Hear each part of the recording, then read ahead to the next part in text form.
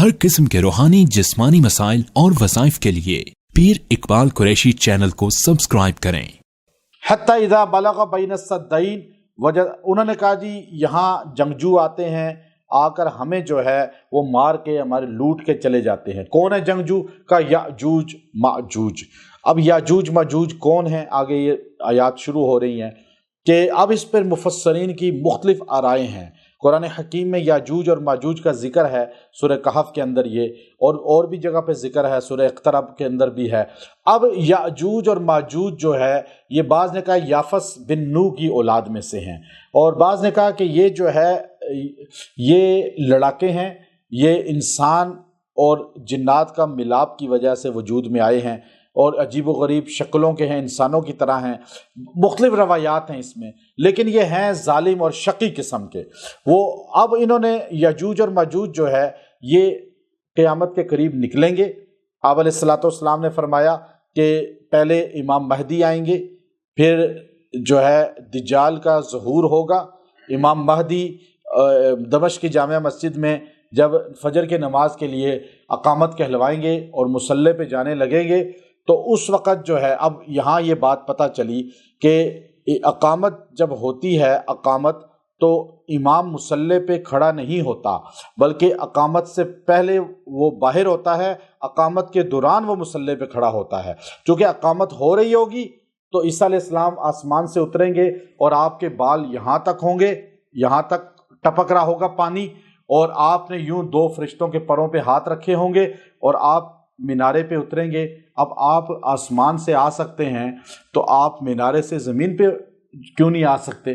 फरिश्ते ज़मीन पे उतारते ना। लेकिन अल्लाह बता रहा है कि पहले वो असबाब की दुनिया में नहीं थे तो आसमान से मीनारे तक आ गए, अब असबाब की दुनिया में है तो उनके लिए सीढ़ी लगाई जाएगी, सीढ़ी लगेगी, नीचे उतरेंगे।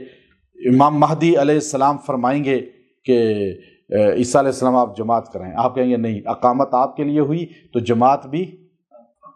अब यहाँ दो बातें पता चली मसले की, यहाँ से मसला निकलता है। एक, अकामत जिसके लिए हो नमाज उसी को पढ़ानी चाहिए।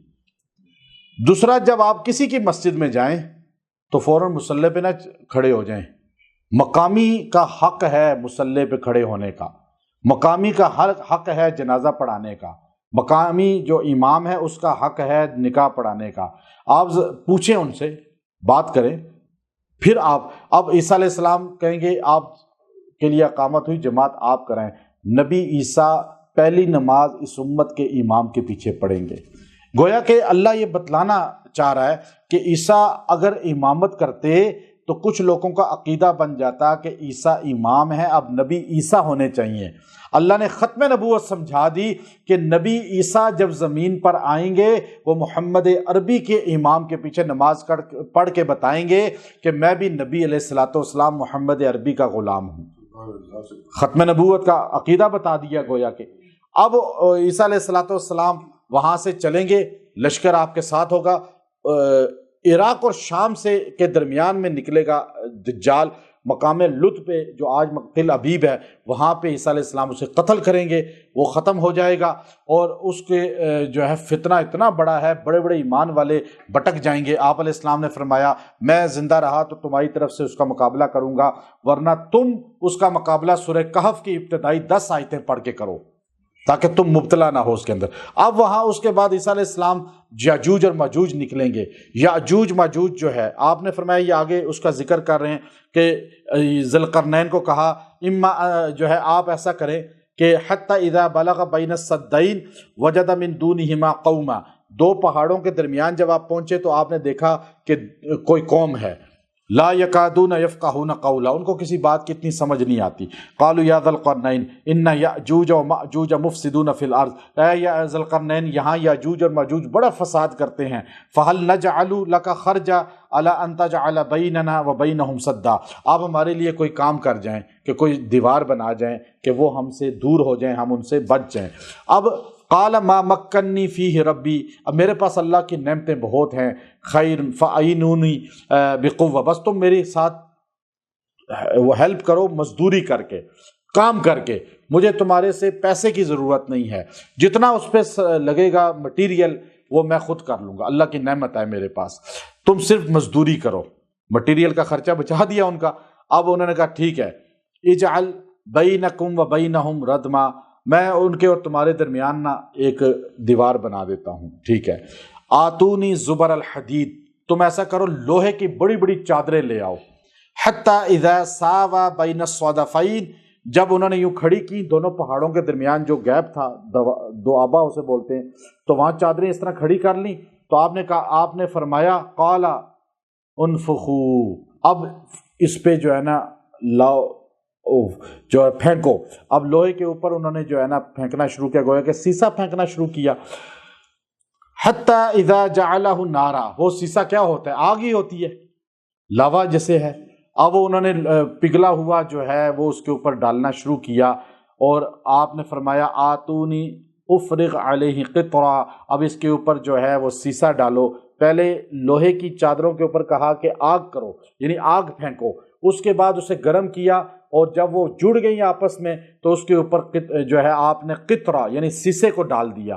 سیسا جو ہوتا ہے وہ فولاد سے بھی سخت ہوتا ہے، وہ تو ٹوٹ ہی نہیں سکتا ہے، اس کو کوئی نہیں توڑ سکتا پھر کبھی، وہ اس طرح پکا کر دیا بالکل۔ اور اس کے بعد فرمایا کہ فَمَسْطَاعُوا أَن يَظْهَرُوهُ وَمَا اسْتَطَاعُوا لَهُ نَقْبًا، اب جو ہے یہ کبھی یہاں سے نقب نہیں لگا سکتے۔ ھذا رحمت من ربی، یہ اللہ کی رحمت ہے کہ ہم نے اتنا بڑا کام کیا۔ فَإِذَا جَاءَ وَعْدُ رَبِّي جَعَلَهُ دَكًّا، جب اللہ کا فیصلہ آئے گا تو پھر یہ اس کو کھود سکیں گے، توڑ سکیں گے۔ وَكَانَ وَعْدُ رَبِّكَ حَقًّا، اللہ کا فیصلہ ہی اصل ہے، اللہ کا فیصلہ۔ اب نبی علیہ السلام نے فرمایا کہ یاجوج اور ماجوج وہاں پرے بند ہو گئے، اب ان پہاڑوں سے ادھر وہ نہیں آ سکتے اللہ کے فیصلے کی وجہ سے۔ یہ نہیں ہے کہ ان میں قدرت نہیں ہے، ہمارے جہاز جا سکتے ہیں تو وہ ہمیں نظر کیوں نہیں آتے؟ اس طرح جہاز بھی نہیں جاتے، گم ہو جاتے ہیں۔ اللہ کی قدرت کی وہ جملہ انہوں نے بول دیا کہ اللہ کا فیصلہ جب آئے گا۔ آپ نے فرمایا کہ وہ اس کی کھدائی کرتے ہیں، کھودتے کھودتے بالکل اینڈ پہ پہنچتے ہیں تو کہتے ہیں او ہو اب رات ہوگی، کل آئیں گے۔ وہ یاجوج ماجوج چلے جاتے ہیں کل کہہ کر، یوں روز صبح آتے ہیں تو وہ واپس دیوار مضبوط بنی ہوتی ہے، اور وہ کھدائی اللہ رب العزت کے فرشتے دوبارہ نئے سرے سے بھر دیتے ہیں۔ جب قیامت قریب آئے گی اور یاجوج ماجوج نکلنا مقصود ہوگا، اللہ کے پیغمبر کہتے ہیں کہ یاجوج اور ماجوج یہ جملہ کہہ کر جائیں گے کہ اتنی کھدائی ہو گئی، انشاءاللہ باقی ہم کل آ کے کریں گے۔ لفظ انشاءاللہ کی وجہ سے جب وہ کل آئیں گے تو وہ کھدائی اسی طرح موجود ہوگی، اور وہ اگلے دن کھدائی کر کے وہاں سے باہر نکل آئیں گے۔ امام ابن عربی رحمۃ اللہ علیہ اس قصص الانبیاء کے اندر لکھتے ہیں کہ اس سے پتہ چلا کہ یاجوج اور ماجوج میں اللہ کے ماننے والے بھی ہوں گے، لیکن فساد ان پہ غالب ہے۔ اب یہ یاجوج اور ماجوج کہاں پر ہیں، اس پہ تحقیقات واسق باللہ بادشاہ کی اپنی ہے، ابن خلدون کی اپنی ہے جو تاریخ دان ابن خلدون ہے۔ البیرونی جو ہے انہوں نے کتاب الآثار کے اندر لکھا، ابو ریحان البیرونی نے، کہ یہ کہ جو یاجوج اور ماجوج ہیں یہ ہم نے رشیا کی طرف دیکھی ہیں، یہ جو ہے چیزیں سمرقند کے رستے میں، مطلب یہ رشیا کی پٹی میں ہے۔ بعض البیرونی کا قول یہ ہے کہ یہ ترک جو ہے نا یہ یاجوج اور ماجوج ہیں، بعض نے کہا نہیں یہ منگول جو ہے نا جو تاتاری، لیکن زیادہ راجح قول یہی ہے کہ یہ ان کی قسم ہے، جنگجو لوگ ہیں، بڑے لڑاکے لوگ ہیں۔ آج ترکیوں کو دیکھیں الحمدللہ کتنی مشکل سے اللہ کے رسول نے ان کے لیے بشارتیں دی کہ جو ترکی فتح کرے گا استنبول اس کے لیے جنت واجب ہے۔ 1000 سال لگے جا کے ترکی کا استنبول فتح ہوا، اور محمد فاتح کی قبر ہے وہاں پر، اور ترک آج بھی دنیا کے کفر سے نہیں ڈرتے۔ اللہ نے ان کا جنگجو پیدا کیا۔ آج یہ ریاستیں ہیں، میں کئیوں میں گیا ہوں تو وہاں کے مسلمانوں کو دیکھا ہے، دین کے اب اتنی سمجھ نہیں ہے لیکن الحمدللہ بڑے دلیر ہیں اور بڑے اکڑ کے بات کرتے ہیں اسلام کی۔